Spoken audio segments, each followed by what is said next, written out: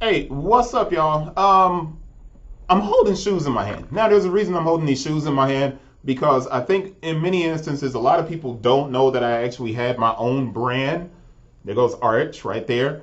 There goes my logo. There goes the back of the shoes. But I'm holding these because I want you to look at this shoe, right? And you'll see some similarities in a lot of traditional basketball shoes from the 80s. So it's leather and suede. It's got the strap, and it gives you kind of an Air Force One vibe, right? Especially when you look at the back and you look at the heel tab. Now, this shoe was a creation that I did with 361. So this was actually a 361 model that we worked on and we rebranded, and I turned it into a basketball shoe, but I never released this. I did release this shoe in brown and black, and it was called the Tory. So I sold over 200 pair of these shoes. Sold. Um, this video is a business talk video. I can't remember what number it is. Doesn't matter. And it's about whether something is an homage or if it's bootleg, and if the process of moving from creating shoes that are homages to your own product, should that be frowned upon? Now, you have all of these guys that are creating footwear now and that are doing different things. And I wanted to make sure I showed you guys that I'm not any different than other designers, customizers, and different people.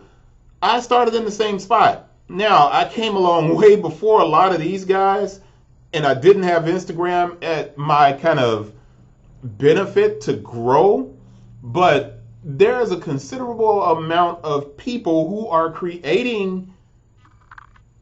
I did not put a swoosh or something on here, and when you look at it, it doesn't look like a Nike at all. It just looks like a high top with a strap, which is reminiscent of Nike, but it does not look like a Nike. It doesn't look like a Dunk. It's my version of those kind of classic silhouettes. And I didn't necessarily, but the first shoe I made was a version of a different version of a K1X Chief Glider. And I'm sure you guys are like, what? K1X kicks got hot for a little while, and it was pretty incredible. And it just kind of faded away, but it's a German company. It's a basketball company, and it was after I was doing Show Shop, which was my first shoe company. I didn't bring that shoe in here. I should have brought that shoe in here and put it in front of you. But how do you guys feel about these new brands? I love the fact that these guys are creating. However, I have to say this. The guys that are, most of these people started out customizing first. BAPE is the originator of this bootleg thing. I never liked BAPEs. I never owned a pair, and as much as people hype them and still love BAPE, I'm not a BAPE fan. I'm just not, because in my head, I kind of came into sneakers at a time where it was very close to hip hop. You didn't bite. You couldn't rock Pro Wing Jordan 1s. You couldn't rock whatever the bootleg version of the Jordan 1 was. You went off and you got something else that you could afford, some Diodoras or some Elise or whatever, but you didn't rock that kind of stuff that was bootleg. I mean, even Shaq made a bootleg Jordan 1. All right, that's a lot of talking, man. Let's get through this stuff. I'm going to start at the beginning. I'm going to go to John Geiger. And you know John Geiger, you remember he did the bootleg of the Air Jordan 7 and when he had Gourmet.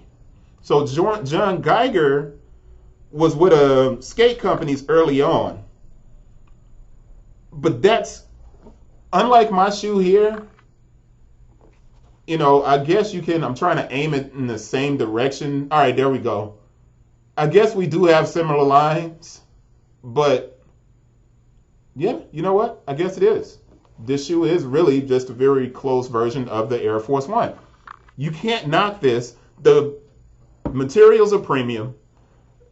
He released two lows. I think this is next. But he replaced the swoosh with his Geiger logo, and then it's GF01. Now, the outsole of the shoe, this part of it, this outsole, that takes a mold, and that's expensive. So you're talking about, these guys paid about $3,000 to get that done. All right? And to create those molds for the outsoles for these shoes. This is an homage.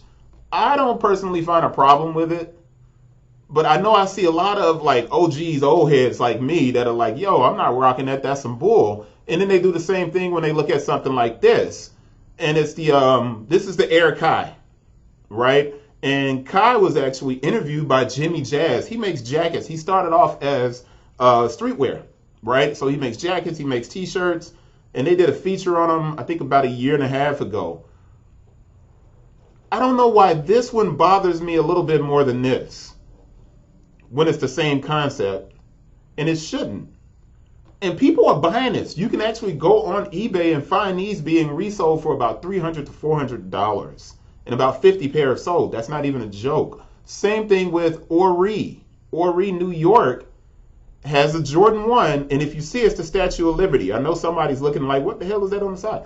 It's the Statue of Liberty. Ori, New York has a Jordan 1 as well. And I'm going to keep going here.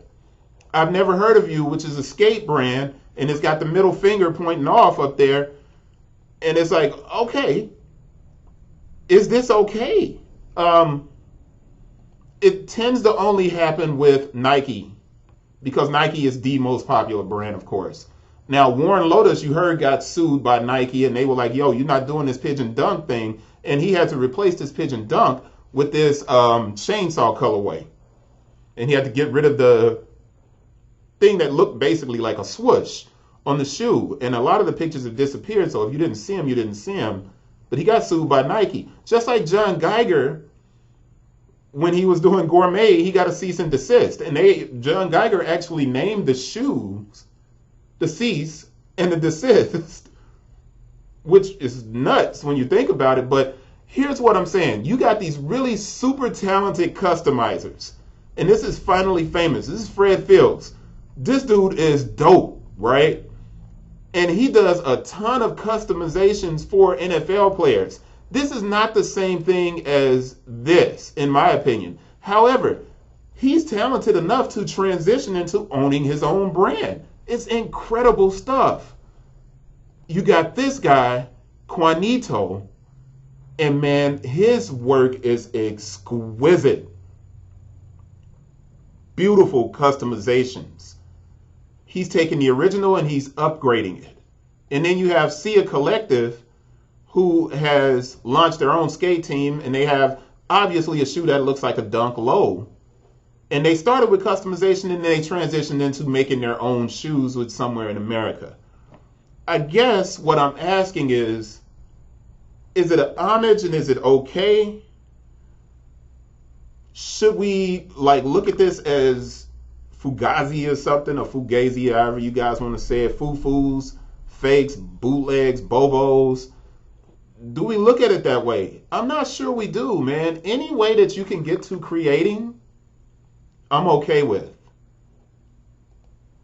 But it does kind of bother me that you have really good brands that are in existence that people don't know about, but Instagram has allowed everybody this opportunity to explode. But that's about it. I'm not bothered. I just wanted to talk about it. What do you guys think about this? I'll see you on the next one. You guys can like, share, subscribe if you like. It's a little bit off from my regular business talks. I just wanted to bring this up. I'll see you on the next one. Peace.